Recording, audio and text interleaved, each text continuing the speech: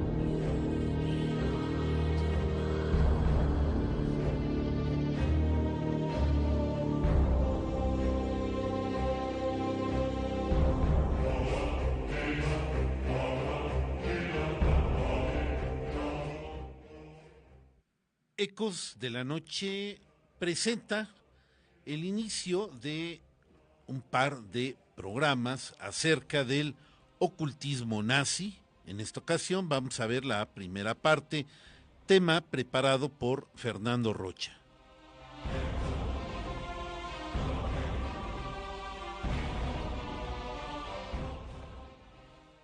En cabina de controles se encuentra Erika Reyes. Nuestro panel está integrado por un renovado Mauro Rivera Montaño, Gerardo Sánchez, aquí que llegó desde temprano, cosa rara, y nuestro protagonista del tema, Fernando Rocha.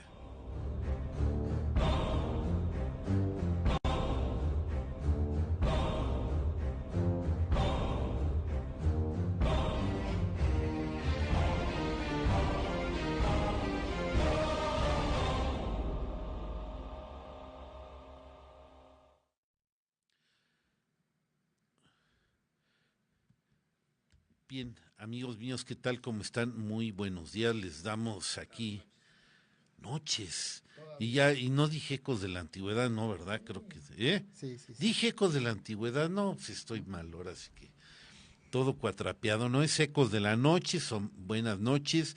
Y estoy muy contento de tenerlos aquí. Ya me desacostumbré a ser como moderador y se está notando. Entonces, bienvenidos a todos y bueno, saludamos al panel. Mauro, ¿qué tal? ¿Cómo estás? Muy buenas noches. Gracias, maestro. Aquí atento a lo que nos compartan estos sabios compañeros que tenemos. ¿Qué tal, Fernando? Muy buenas noches, bienvenido. Gracias, buenas noches Mauro, buenas noches Gerardo, buenas noches Raúl, buenas noches Erika y a todos los que nos escuchan.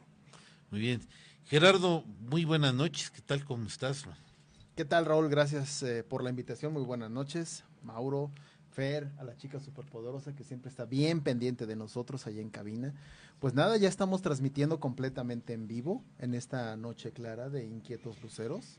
Estamos transmitiendo desde el mítico Cerro de las Campanas. Es el cerro insignia de aquí de las Polifacultades de la Universidad Autónoma de Querétaro y siendo aproximadamente las 11:05 de la noche, pues les damos la más cordial de las bienvenidas. Esta mesa casi rectangular ya está abierta para sus opiniones, para su contexto, para lo que usted quiera comunicarnos con nosotros. Ya estamos listos y dispuestos.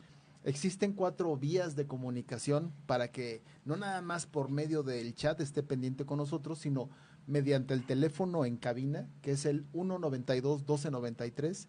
Usted puede mandarnos ahí algún mensaje, alguna sugerencia, alguna aportación.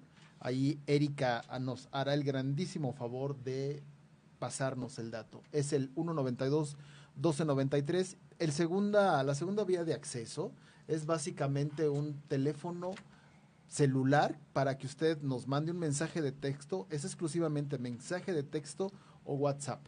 Este es el 442-322-1077. Si ninguna de estas dos opciones le parece mucha, bueno, pues qué tal la página de Facebook de Radio 85.5 89.5 FM Universidad, Ahora todos estamos patinando. en donde usted ahí no nada más nos puede escuchar, sino también nos puede ver, porque ya Erika mandó la señal de Facebook Live.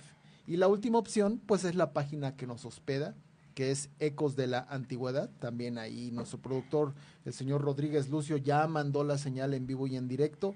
Y básicamente este es el chat donde estamos atendiéndoles, donde les podemos ver de manera virtual y ustedes también nos pueden ver a nosotros, básicamente hasta de cómo estamos vestidos y peinados. Y bien, Por cierto, ¿quiénes están? A ver, Fer, tú tienes ahí más actualizado. Tú no. Sí, pues, pero yo quisiera que... Ya está viejito, bueno, ¿no? digamos Gerardo, que nos está Gerardo, viendo, ya para no cortarte la nos inspiración. está viendo Víctor Hugo Martínez, que le manda saludos al buen Jorge, o sea, a Jorge Fernando o Fernando Jorge. Tenemos también por aquí a Paulina Rocha, que nos manda muchos saludos, le manda muchos saludos a Raúl, muchas gracias por estar siguiéndonos. Guzmán Rocha, ¿no? Paulina G. Rocha. Es prima, ¿no? Ok, bueno, pues saludos. Rocha coincidimos. Saludos.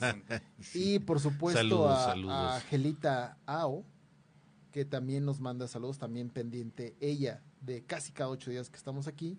Y mi buen amigo Fernando Ortega, que nos está viendo desde la hermana República de Celaya. Saludos, Fer, buenas noches. Muy bien, ahora sí, después de esta introducción, ocultismo nazi, creo que me quedé un poquito así como, ¿qué escondían los nazis? Sé que, fue como una especie de partido político que, llegó a dominar Alemania, se alimentó del descontento de los acuerdos de los tratados de Versalles que hubo en la Primera Guerra Mundial. El nacionalsocialismo no lo inaugura Hitler, parece que hubo otros, o sea, él entró ahí como de los primeros, pero no inauguró. Sin embargo, poco tiempo después se hizo el personaje más fuerte, pero al parecer esto era un poquito más complejo. Yo, a mi entender, esta era una filosofía de fronteras adentro, de exaltar el nacionalismo, de hacer crecer a una nación y era un socialismo fronteras adentro. Pero la cuestión de ocultismos nazis que se ha estado viendo en distintos programas, History, National Geographic, etcétera, etcétera, pues dan a qué pensar, ¿no? O sea que iban un poquito más allá de lo que era un partido político, y ciertamente jamás habíamos tocado este trastorno de esta manera. Siempre hemos visto los hechos, lo que ha ocurrido en distintos años, desde hace mucho tiempo, pero es el primer sesgo de este tipo. Fer, ¿qué nos puedes contar? ¿Por qué ocultismo nazi?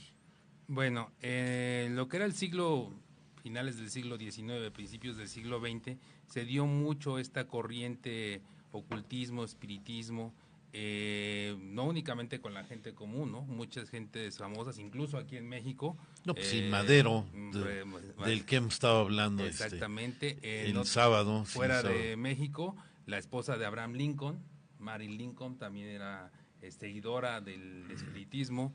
Arthur Conan Doyle, el creador de Sherlock Holmes, también. Sí. Entonces dio una corriente muy importante que influyó a principios del siglo XX, durante la Guerra Mundial, antes de la Guerra Mundial, en lo que era la formación de lo que vendría a ser la ideología nazi. Realmente la ideología nazi es una amalgama de muchas cosas, desde cuestiones de historia torcida, digamos, o manipulada, ciencia que se creó. Entonces, todo este ocultismo se basó en las ideologías de lo que conocemos como la raza aria, ¿no? Muchas veces hablemos de la raza aria y la raza elegida, pero ¿de dónde venía esta idea? Esta idea era una noción que se tenía de principios del siglo XX en la que se establecía que los atlantes, o los que venían de la Atlántida, tuvieron de descendencia una raza a la que llamaron aria, que era una raza perfecta. Pero hasta ese momento pues, era una raza aria, pero no tenía un lugar geográfico. Así es, sí. Fue hasta posteriormente que ocultistas alemanes, austriacos también, le dieron ese tono germánico, ¿no? O sea, los germanos, los alemanes. Se les identificó con los arios. Exactamente. Okay. Y ahí es donde se empiezan a hacer muchas amalgamas y se empiezan a tejer muchas cosas y a adecuar muchas ideologías y hechos históricos para poder crear esta línea directa desde estos supuestos descendientes de los atlantes, de la Atlántida, a lo que eran los alemanes o los nazis. Realmente. Y toda esta corriente de ocultismo la hemos visto, bueno, se ha manejado, yo creo que todos los escuchas lo han visto muchas veces. Digo, hay películas como, así de rápido, Indiana Jones, en la que se maneja esa parte. Hay incluso videojuegos.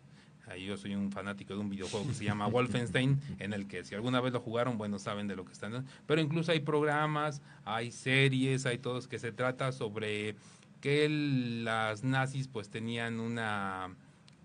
¿cómo se llama? Otras intenciones, avanzada. Exacto. Sí, incluso ahí también se meten a los aliens y todo, ¿no? Que cierta parte de esto sí es verdad, pero bueno, quitándole todo lo que vemos a veces como sensacionalismo y que tal vez posteriormente hablemos al respecto. Algo muy importante de lo que nos va a hablar ahorita Gerardo es la base de esta ideología nazi, es una leyenda o hecho histórico, no sabemos, sobre una sociedad que se llamaba la Sociedad Thule, cuyo nombre venía de un lugar mítico, o un lugar que existió, en el que provenía esta raza aria.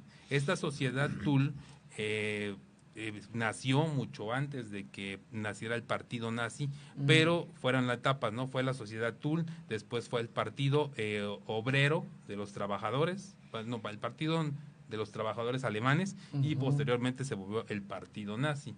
Entonces, dentro de esto, como lo comentas, que decías que Adolfo Hitler no fue el que creó el nazismo, él llegó y contribuyó a todas estas ideas y pues todas se conjuntaron en él, ¿no? Pero este ocultismo ya venía desde atrás, en el que se hacen muchos links con los alemanes a través de, principalmente, y seguramente los radioescuchadores han escuchado, las runas o el alfabeto rúnico, que es muy conocido porque en las tropas de la SS, de hecho el SS, esas S son S rúnicas. Entonces todos los uniformes de los nazis, de los oficiales nazis, y mucho de lo que tenían era a través de estas runas, porque no únicamente se consideraban un alfabeto, es un alfabeto extinto, sí, pero se consideraban un link hacia los antiguos atlantes. Entonces, es bastante amplio el tema, y ahorita lo que me gustaría y que les va a hablar es sobre esta leyenda, este hecho, que puede ser lo que sea, este análisis de la Sociedad Thule, para que entremos un poquito en materia, y ya después yo les explicaré cómo se conjuntó todo esto en la Alemania nazi, digo, si alcanzamos, ¿no? Si no, lo veremos. O sea, en el próximo empezó una serie de movimientos como de construcción de ideologías, Exacto. Conjuntar tradiciones quizás que venían de pueblos germanos, amalgamar como una especie de exégesis de varias cosas para crear una especie de como un cristianismo, ¿no? Digamos que fue una herramienta que a la larga sirvió para el nacimiento del mundo occidental. Entonces aquí se habla de Reich, primer Reich, segundo Reich, tercer Reich, antes de que entremos con Gerardo. No sé si me puedan explicar ustedes si podemos, ¿cuál fue el primer Reich? ¿Cuál fue el segundo? ¿Y cuál sería el tercero para ubicarnos? Y bueno, ya podríamos continuar con esto. Sí, el Reich es la terminología simple sería traducción de imperio o gobierno. El primer Reich se consideraba que fue en la época de Carlomagno, que fue el primer emperador, digamos, del de imperio, raza germánica. Imperio romano germánico, así. Que era un tipo de herencia del imperio románico, pero que se conjuntó en todo lo que es la región de habla alemana. lo que es actualmente Alemania, Bélgica, toda esa Austria. parte, Austria, exactamente. Y ellos eran, bueno, también nos toca un poquito, porque de una rama de esa familia de Carlomagno es de donde salieron los Habsburgo. Exactamente, Los sí, sí, Habsburgo. sí. E incluso, bueno, ya viéndonos más hacia 1500, es de donde sale Carlos V o Carlos I, que fue el sí. primer, de hecho, que fue el rey de España, ya del imperio español prácticamente, o de una España cuando ya realmente existió, digo, porque España no existía, no estaba conjuntada en 1519 cuando llegan los europeos a América, se va conjuntando a partir de todos estos descubrimientos, y este es el primer Reich, el de Carlomagno. Digo, son muchas familias las que llegan de ahí, ¿no? Y se aparten como ramas de... El segundo Reich es el imperio alemán que se forma a mediados del siglo XIX, a principios con del Bismarck. siglo, exactamente, Otto, con Bismarck, el canciller y el Kaiser de hierro, Guillermo II, que se hace fuerte cuando entran en guerra con Francia, y de hecho... Y que tumban a Napoleón III. Exacto. La relación entre Francia y Alemania siempre ha sido muy conjunta. De hecho, ahí los alemanes ocupan el Palacio de Versalles, y es en este Palacio de Versalles donde Guillermo II se declara emperador del Reich alemán. Entonces, sí. era un gobierno conjuntado, porque en ese entonces todos los reinos o los países de habla germánica, que actualmente son regiones de Alemania, estaban separados. Estamos hablando de Bavaria, Prusia. Exactamente, si eran como Italia, eran varios estados que estaban ahí. Pero Guillermo II los unió y creó la nación Alemania, germánica. Pero bueno, se considera el segundo Reich. Y el tercer Reich ya es el que forma los nazis, toman todas estas ideas de herencia germánica, y es cuando forman el tercer Reich, que bueno, en teoría debería haber durado 1000 años, ¿no? Esa era su ideología y lo que pensaban. Y este tercer Reich es el que tiene más... esta rama ocultista todo en el fondo, porque de hecho me estoy adelantando un poquito, pero los principales líderes, no Hitler, de hecho también lo vamos a ver, no Hitler necesariamente, sino Himmler, Hess, incluso ¿cómo se llamaba el de propaganda? Goebbels. Tenían cierta tendencia, sobre todo Himmler, eso lo vamos a platicar, y sobre todo Hess, eran los que eran más fanáticos o tenían más adherencia a estas doctrinas ocultistas. Es curioso mencionarlo, pero toda esta noción de la raza aria y todo fue creada o fue escrita por primera vez por una aristócrata rusa que estaba exiliada y vivía en Londres. Se llamaba Madame Elena Blavatsky. Ella fue la que empezó con esta idea de la raza aria, de que los atlantes, los herencia. Y posteriormente es cuando un ocultista alemán que se llamaba Otto von List es el que lo convierte y lo germaniza. Entonces dice, bueno, los arios sí existieron en todo, pero los arios son, o nosotros los germánicos, somos los descendientes de esta raza aria. Es cuando digo que, como dices, se empieza a hacer todo de la línea, la empiezo a guiar para acá y la empiezo a guiar hacia lo que me conviene. Vamos a hacer una exégesis dinámica de tradiciones germánicas. Era Prusia el segundo Reich. Exacto. Era Prusia. Y el detalle ahí era que, pues no había quien los contradijera, ¿no? Pues no, ellos tomaban se arrancaron y crearon, y como los que en algún momento pudieron filosofía. haber entendido realmente toda esa filosofía, pues ya murieron, no estaban, pues ellos decían lo que querían y la gente lo creía, ¿no? Aplicaban la de entre más antiguo es que debe ser verdad. Y nadie se molestó por ver de dónde venían todos estos estudios, por tirar, y por eso creció muy bien. Bueno, ahora sí, Gerardo, quiero adelante. Dar un acorte a lo que decía Fer acerca de que España, cuando se conquistó, ni siquiera se puede decir que se conquistó México, hablando propiamente, ¿no? Cuando se conquista parte de Mesoamérica, es decir, los mexicas, porque aún faltaba los de Morelia, los tarascos, faltaban ellos, entonces fue la conquista únicamente de Tenochtitlan y parte de sus alrededores, y no la hizo España, sino fue el reino de Castilla y Aragón, nada más. España como tal, el reino se formó en 1528, y ya Carlos V, que era austriaco, era alemán, Era que alemán. no hablaba español, por cierto. Sí, no. ¿no?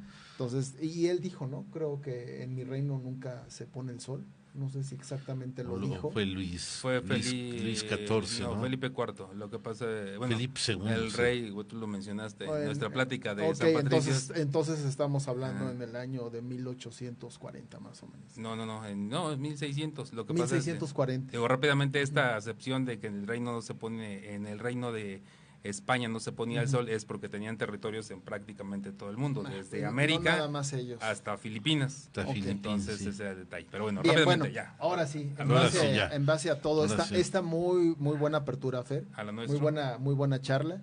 Pues comentaremos la parte que me tocó a mí, que es muy interesante. La verdad es que hablar de la leyenda de la sociedad Tul, pues como lo comentaste hace rato, Fer, básicamente vamos a platicar lo de una leyenda. No podemos dar por afirmativo, Ujú. porque no hay algo que lo sustente en donde tenga el peso muy adecuado para decir esto sí fue verdad. Más, sin embargo, muchas de las cosas que se hablan llegan a tener un cierto sentido, incluso documentales o canales, no puedo decir prestigiados, pero canales como Discovery o History, que en teoría se basan en hechos y se basan en documentos, y hay mucha información acerca de las naves nazis, ¿no? Que ya prácticamente están hablando de platillos voladores.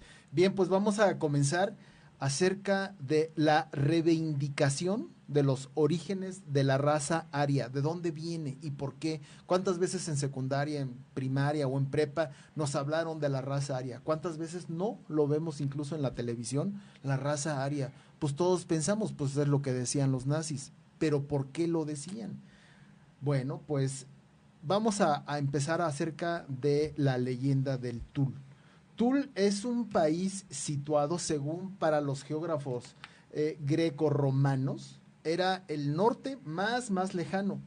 La sociedad fue bautizada en honor a la Ultimate Tul, que en latín significa el norte más distante. Hablando de Tul, hay un griego, Raúl, que lo menciona, Virgilio, en su poema épico La Eneida. Él menciona y decía que era una porción más al norte y se suele asimilar a Escandinavia, ¿no? Los esotéricos la designaron como la capital de la Hiperbórea y situaron a la última Tul en el extremo más cercano a Groenlandia o Islandia. Y hablé yo de la capital hiperbórea. Esto de lo hiperbóreo, estamos hablando miles de años, incluso de los asirios, incluso de los sumerios. Estamos hablando incluso de cientos de miles de años atrás. Ahora no se sustenta, pero se cree, y próximamente vamos a dar una plática de esto, de que en la biblioteca de Alejandría, en el año del 380 de nuestra era, aproximadamente 370, pues la quemaron los cristianos. Y con eso se fueron miles de libros. Se cree y se estipula que por lo menos había 100,000 años de historia. Estamos hablando de los griegos para atrás, porque los griegos decían que su historia básicamente comenzaba con ellos. La sociedad del Thule, como lo comentó Fer, fue una sociedad que se creó en Alemania y su centro de operaciones era Múnich, y esto se forma casi inmediatamente después de que termina la Primera Guerra Mundial. Se forma en el año de 1919. Y ellos pensaban que en el desierto de Gobi, que esto está en Asia, había... Mongolia, creo que. Perfecto. Frío. Había existido una sociedad avanzada que había sido destinada y había sido destruida, por una gran catástrofe. Sus habitantes habían tenido que emigrar al norte de Europa y otros hacia el Cáucaso. Estos habitantes eran la raza primigenia de la humanidad, es decir, los primeros arios puros o hiperbóreos. Tiene también para decirse que ellos creían que Tul existía dentro de la Atlántida. Y Homero incluso también menciona de esto, y Platón hablaba acerca de los atlantes, que había existido cientos de miles de años atrás. Incluso, como un paréntesis, también se decía en México que el valle de Aztlán, o de donde salieron los que con el tiempo se convirtieron en aztecas y mexicas, que venían del valle de Aztlán, básicamente quieren decir que venían de la Atlántida también. Pero en fin, estas personas puras y arias tuvieron que emigrar después de la gran catástrofe y se fueron hacia las partes más al norte. Y se comentaba que eran hombres altos, güeros, de ojos azules. Finalmente, dicha sociedad, la del Thule, tenía el ideal de retomar los orígenes y realizar las conquistas necesarias para reivindicar esta civilización.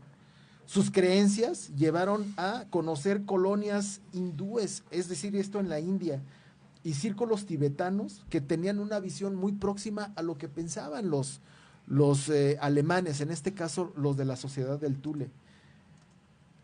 Ellos se entrevistan con los lamas y ellos testifican, fíjate Raúl, la existencia de un mundo subterráneo. Estamos hablando de los 20, de la década de los 20 del siglo XX, y los lamas, junto con el Dalai Lama de ese momento, decían que existía un mundo subterráneo y el nombre de este continente se llamaba Agartha, y que a la fecha aún existe. Y los accesos de este mundo para ingresar a Agartha se encuentran en varios puntos. Actualmente, según esto, el desierto de Sahara, el Mato Grosso y las montañas de Santa Catalina en Brasil, los cenotes de Yucatán, así como en Egipto y en Checoslovaquia.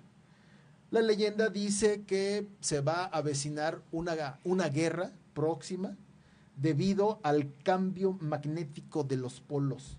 Y esto llevaría a desastres monumentales en la madre naturaleza, como son los terremotos, los alúes, los tsunamis, demasiadas nevadas, lluvias atípicas, que de repente sentimos que esto ya se está viendo.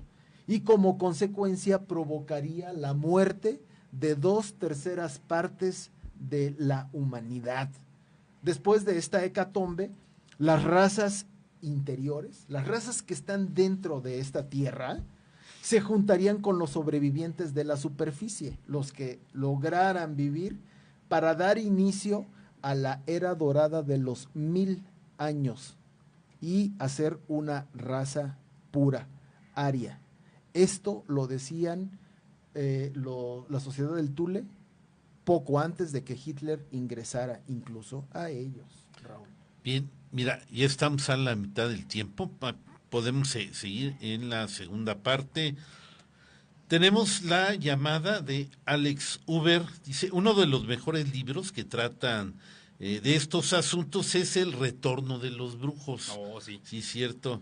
De Luis Pauwels y Jacques Berger. Uh-huh. Sí, muy bueno. Pues, definitivamente nos habla del esoterismo nazi. Bien, gracias por haberse comunicado. No sé si tengamos a alguien más en la red. No vi, me estaba distrayendo. Perdón, sí. Bueno, aparte, pues es que obviamente publicidad para Gerardo, Caramelo Caramel. Felicidades, hablar de un tema muy interesante que va de acuerdo a un título de Ecos de la Noche, Leyendas, Miedo, etc. Me gusta y con gusto lo escucho. Pues sí, esto va muy, muy acorde a lo que hacemos. Bien, amigos míos, bueno, nos tenemos que ir a la identificación de nuestra emisora. ¿Alguna cosa musical especial que hayas traído? Sí, de hecho vamos con algo de acuerdo al tema también. Es una marcha que usaba la infantería alemana durante la Segunda Guerra Mundial. Wow, ¿no tiene derechos? Hasta donde sé yo, ¿no? Digo, ya pasaron vamos más a de temblar. 60 años. No nos vayan a cortar el programa. Ya pasaron más de 60 años, entonces yo creo que no.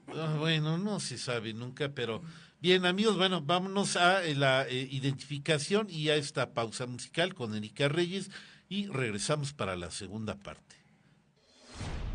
XHUAQ 89.5 FM Radio Universidad. Transmitiendo para ti las 24 horas del día. Estudios y oficinas. Centro Universitario, Cerro de las Campanas. Planta transmisora. Campus ex aeropuerto de la Universidad Autónoma de Querétaro. Carretera Chichimequilla sin número, Ejido Bolaños. Radio Universidad. Integrante del sistema de radio, televisión y cinematografía de la Universidad Autónoma de Querétaro. Radio Universidad. 89.5 FM. La cultura universal. Radio Universidad. 23:33.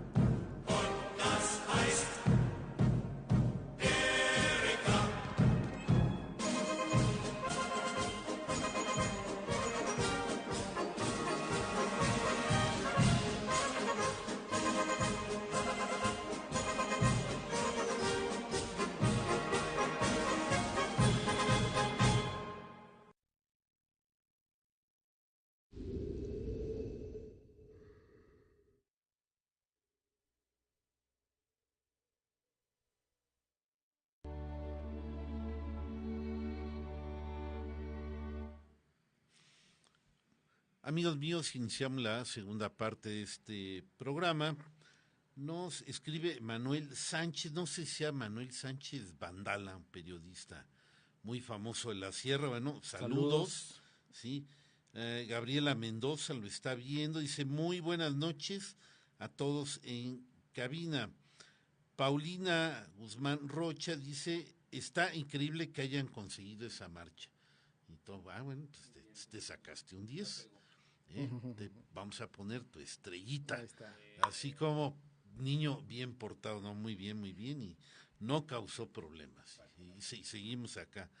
Muy bien, bueno, no sé, estábamos contigo, Gerardo, ahora sí, cuando te interrumpí abruptamente, adelante. Bien, continuábamos, decía yo que la leyenda decía que se avecinaba una guerra mundial, independientemente de ella también se avecinaban unas catástrofes atmosféricas, es decir, alúes, tormentas, tsunamis, truenos, incendios, todo esto, y que después de la guerra, esto iban a perecer 2/3 partes de la humanidad, y una vez que ocurriera esto y pasara estos sucesos, la gente del interior de la Tierra iba a salir para combinarse con la gente que había quedado viva para el inicio de una era dorada de 1000 años. Esto fue una idea que Hitler retoma para sus discursos, ya cuando él era el Tercer Reich.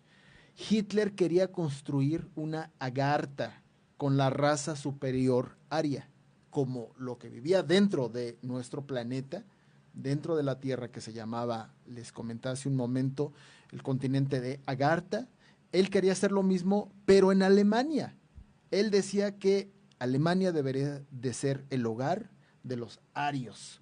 Durante su administración como Tercer Reich, 2 grandes expediciones fueron enviadas a los Himalayas para encontrar esas entradas. Pero no nada más fueron enviadas ahí, sino a los lugares donde les comenté, a Brasil, a México, a Yucatán, a Checoslovaquia, pero no encontraron nada, o al menos no hubo relación de ello. La sociedad Thule o Thule creía que la Tierra era hueca.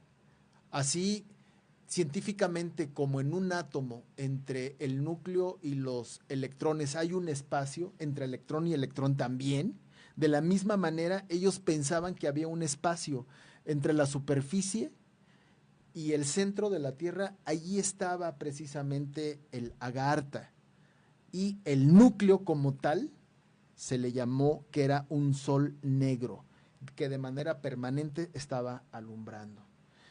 Muy bien, bueno, la formación de esta logia se basó desde sus inicios en conformar un grupo selecto y reducido de origen claramente alemán, con pretensiones de estudio y admiración por el gusto esotérico del conocimiento ocultista. Como bien dice Fer, cuando ya era mediados del siglo XIX, mucha gente empezó a hablar del ocultismo y a practicarlo, que no son prácticas exclusivas de la época, incluso son prácticas desde los celtas.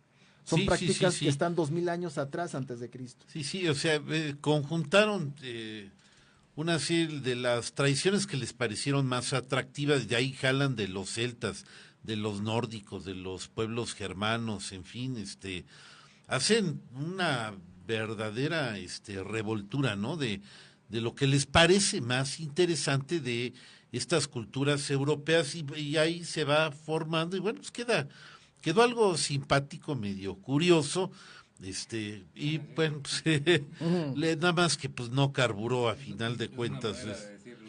Sí, pero sí, en su momento pues sí parecía que de veras se había encontrado algo totalmente nuevo, y así se veía en caso de que hubiera triunfado Adolfo Hitler y el nacionalsocialismo. Pues yo creo que este movimiento hubiera estado desplazando al cristianismo, que es propio de nuestra civilización, y probablemente estaríamos creyendo un revoltijo de cosas, y que bueno, claro, los druidas, los celtas, que tenían unas costumbres, sobre todo, pues muy interesantes, muy obscuras, y demasiado pues llamaban la atención. Desde luego tuvieron que haber sido integrados en esta amalgama que tú dices. Sí. La sociedad Thule fue un grupo de estudio de la antigüedad alemana creado por 3 personajes importantes alemanes: Rudolf von Sobendorf, Karl Hausenhofer y Dietrich Eckart, quienes eran notables masones, esotéricos y maestros de las artes ocultas. Todo esto, como lo dije en un inicio, se dio en el año de 1919, y la sede, como también lo comentamos, se encontraba en Múnich. Y muchos miembros de esta sociedad se alzaron en clara oposición contra la breve República Baviera. Sociedad del Thule patrocinó al Partido Obrero Alemán, y en 1921 nombraron portavoz político a un joven de 32 años. ¿Quién crees que era, Raúl? Adolf Hitler. Sí. El austriaco Adolf Hitler fue el portavoz de esta sociedad Thule, y como ellos estaban apoyando al partido, vieron en él las propiedades excelentes como para poder germinar sus ideas. Incluso dicen que de manera ocultista le insertaron, les hicieron algún trabajo para que Hitler tuviera ese gran poder de oratoria y de convocatoria, ¿no? Porque no es fácil. Aunque seas lo que seas, si tú no tienes ese poder de convencer a las personas, Claro. es sí, imposible. sí, No estamos Sí, hablando sí, de sí, convencer aquí a 5 personas. A convencer a todo bueno, no puedo decir un imperio, pero todo un país, Raúl. Oye, a ver, vamos entendiendo esto. O sea, me estás queriendo decir, bueno, y sí lo creo lógico, Adolfo Hitler, el joven, el normal, no tenía estas ideas, No. ni había ideado ni maquinado este tipo de cosas. O sea, fue adoctrinado. Así Les es. pregunto a los dos, Hitler era un joven cuando Sí. termina la Primera Guerra Mundial. Él nace en 1888. 89, Nace en abril, 1889, el 20 de abril 20 de abril. de del 1889. Así es. Y cuando termina la Primera Guerra Mundial, que fue en el año de 1918, él tendría como 24 o 25 años, quizás Más o tendría menos, sí, aproximadamente él. Y era un joven de la época que sí tenía interés en el ocultismo. Él venía de ser un perdedor, porque la vida de Hitler tuvo un padre que no le fue muy bien con él, tuvo una madre que lo vio a él y tuvo varios hermanos. El padre, cuando él aún era muy joven, incluso antes de la Primera Guerra Mundial, él le dice: aquí está tu lana, es lo que yo te voy a dar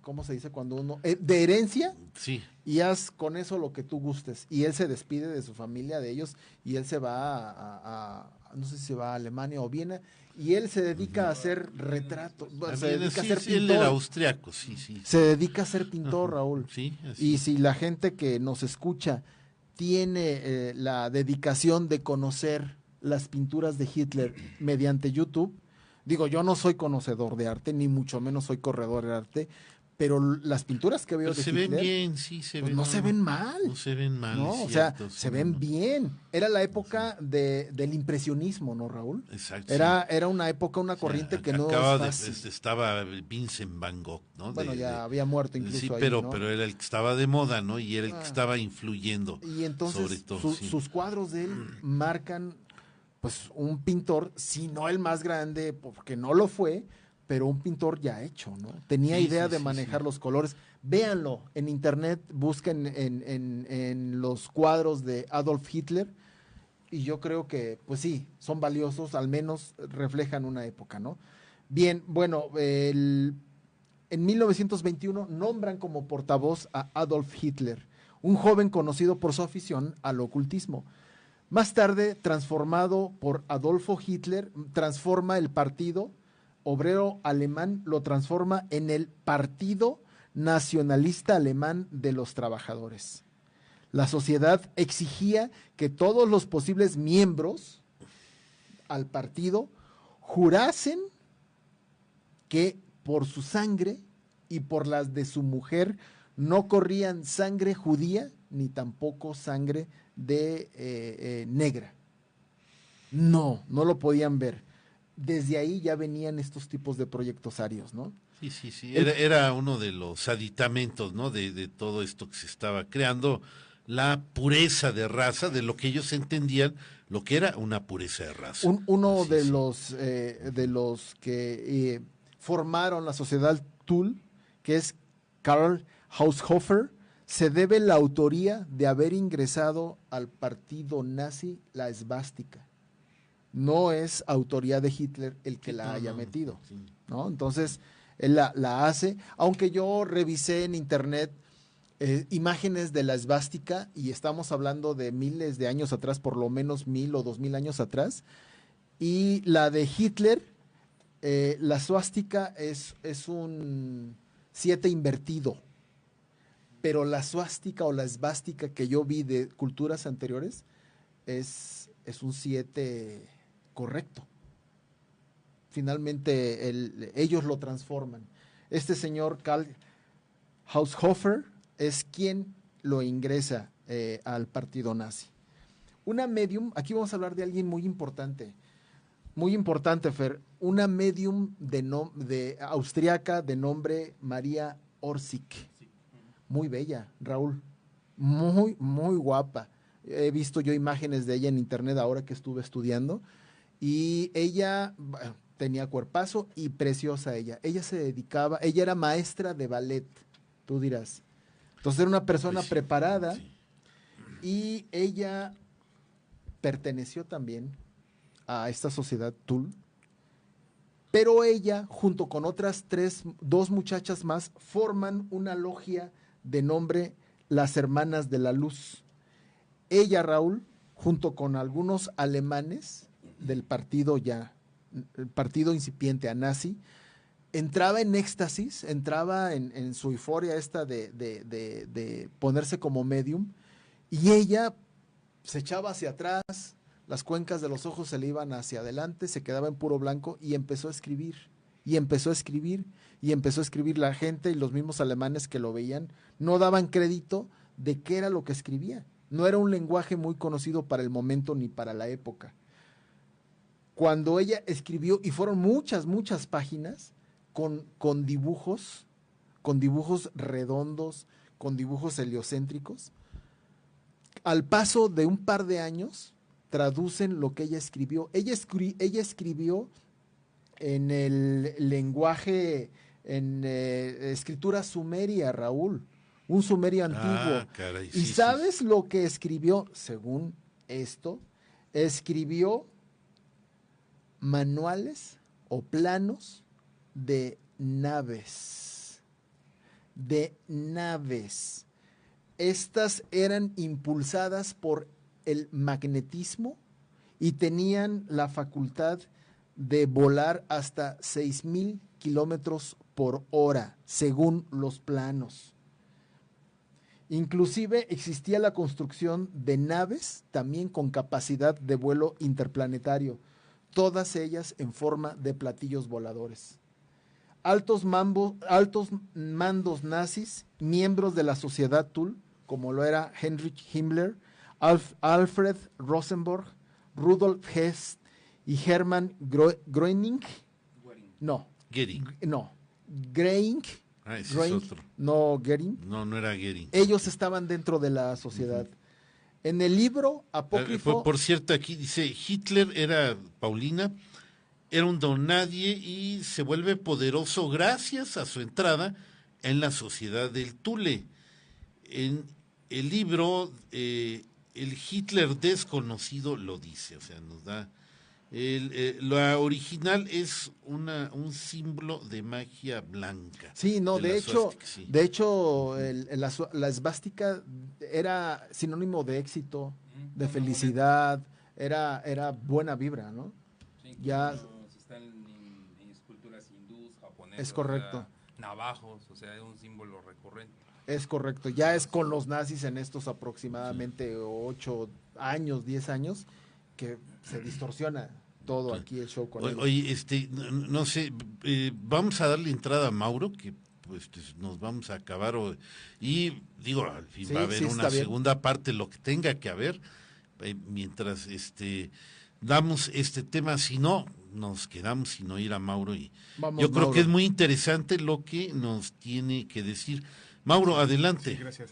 Bueno, referente a lo que estoy escuchando, encontré yo que los nazis se apoyaban mucho con lo que está escrito en la Biblia y decían que lo que encontraron con Noé, del diluvio, de las grandes aguas, de la destrucción de la humanidad, ellos aseguraban que muchos se salvaron y fueron a terminar a las grandes montañas del Tíbet y aseguran que de ellos también descienden ellos. Entonces con Japón tenían una relación muy admirable o estrecha o la consideraban parte de sí, y entre sus culturas de los japoneses el Tíbet había esvásticas. Y te iba a mencionar, tú que eres conocedor del Boy Scout, también se utilizó en los Boy Scouts. Sí, se utilizó poco antes de la Segunda Guerra Mundial. Los Scouts utilizaban una medalla del mérito. Sí. El señor Robert Stephenson Smith Baden-Powell otorgaba una medalla del mérito a principios de 1930 y era una suástica, y en cada espacio de la suástica una flor de lis. Cuando se hizo presente el partido nazi, le pidieron, el mismo Baden-Powell decidió declinar esa medalla con ese logo, y ya nada más quedó la popular flor de lis. Correcto, Sí, Mauro, sí, correcto. Exactamente, se le consideraba un símbolo de bien, pero ya con el movimiento nazi se le consideró lo contrario. Es correcto. Bueno, entonces de lo que yo les quiero compartir son fechas efemérides del 5 de marzo. En 1616, la Iglesia Católica condena el libro de Copérnico, que demuestra que el Sol no gira alrededor de la Tierra. Esto sucede hace 403 años. Fue un año bisiesto y cayó en un día sábado. Otro 5 de marzo que estamos hablando hoy es en 1933. Este fue un año normal, cayó en día lunes hace 86 años, y es cuando en Alemania el partido nazi vence en las elecciones. El clima político antes de las elecciones es de hostilidad, de represión y de miedo. Utiliza todos los recursos disponibles a su alcance, usa los medios estatales, los recursos del gobierno, en total abuso, invirtiéndolos en su campaña. Se reúne con un número importante de industriales a los que promete acabar con el marxismo y a la vez les solicita el financiamiento para su campaña. Es cuando inicia la persecución contra comunistas, contra sociales, demócratas. Se les prohíbe reunirse, se suprime toda publicación ajena al movimiento. Militantes de otros partidos con ideales diferentes al nazismo son asesinados. Las elecciones federales de Alemania en 1933 tienen lugar el 5 de marzo con el propósito de elegir a los representantes del octavo Reichstag para el periodo de 1933-1937. Estas elecciones fueron las novenas y últimas desde la llegada al poder del Partido Nacional Socialista Obrero Alemán, a lo que se conoce también como el Partido Nazi. Serían las últimas elecciones en las que se utiliza el sistema de representación proporcional por listas. Durante campaña se produce el incendio de la sede de Reichstag. El gobierno de Hitler utiliza este asunto para culpar a los comunistas y así aprobar un decreto de estado de emergencia que les permite arrestar a los líderes opositores, incluso a los que gozan de impunidad parlamentaria. Aunque Hitler no logra la mayoría, logra un acuerdo de coalición con el Zentrum, liderada por Ludwig Kass, con el DNVP, liderado por Alfred Hudenberg. A tan solo 3 semanas después de las elecciones, ya han sido arrestados todos los diputados comunistas y casi todos los socialdemócratas. Hitler logra el 23 de marzo la aprobación de ley habilitante, la ley habilitante, que acaba con la democracia parlamentaria, instaurando su origen totalitaria, dando así el inicio al periodo histórico que conocemos como el Alemania nazi. Y luego viene una especie de biografía que habla de lo que han mencionado. Dice, Adolfo, durante su juventud, quiso ser pintor. Su solicitud de admisión en la Academia de Bellas Artes de Viena fue rechazada. Pasó varios años en esa ciudad, sin oficio fijo, viviendo en habitaciones alquiladas, durmiendo en albergues.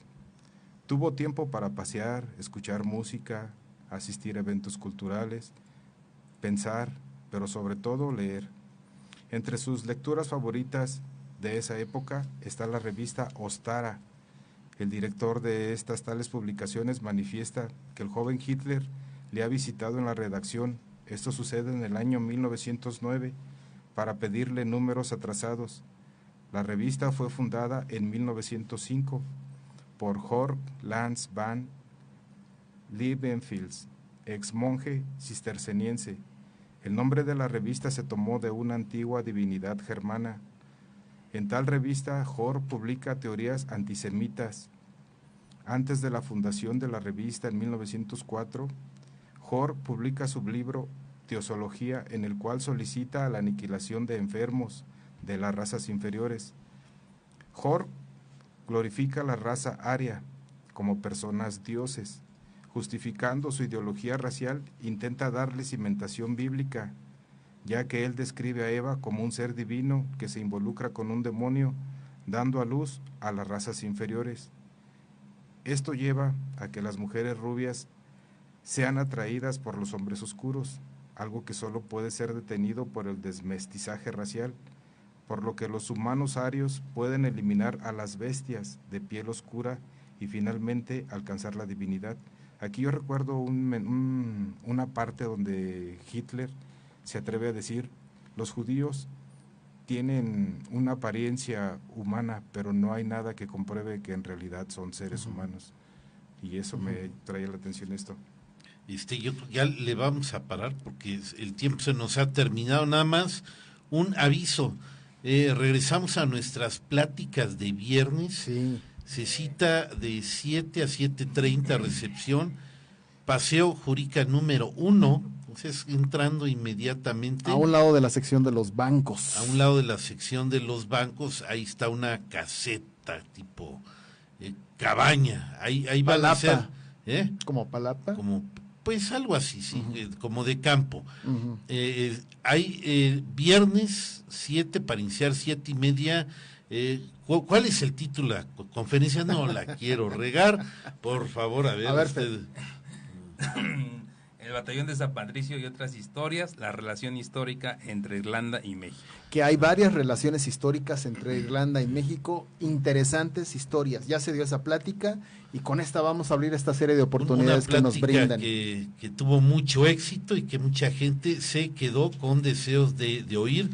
Este viernes, para iniciar 7:30, por favor, recepción entre 7 y 7:30, Paseo Jurica número 1. Viernes 8 de marzo. Viernes entrada 8 de libre. marzo, entrada libre. Entonces ahí los esperamos para reiniciar. Se va a transmitir también por Facebook Live, ¿no? No sé. No lo sabemos. No. No nos comprometemos. Tienen que ir. No, porque es mucha transmisión. Bien, bueno, pues los esperamos, ¿no? Los esperamos ahí, Paseo Jurica número 1. Y bueno, muchas gracias. Gracias, Fer. Muchas gracias. Gracias, Mauro. Sí, gracias. Gracias, Gerardo. Gracias a todos ustedes por escucharnos, Raúl. Gracias a Erika Reyes, a todos los que nos escribieron. Nos vemos el viernes en nuestra reanudación de las pláticas, Paseo Jurica número 1, sábado 8:30 de la mañana en Ecos de la Antigüedad. Todavía estamos con la decena trágica. Amigo mío, que pase usted muy bonita noche. Gracias, Erika Reyes, y nos vemos hasta la próxima.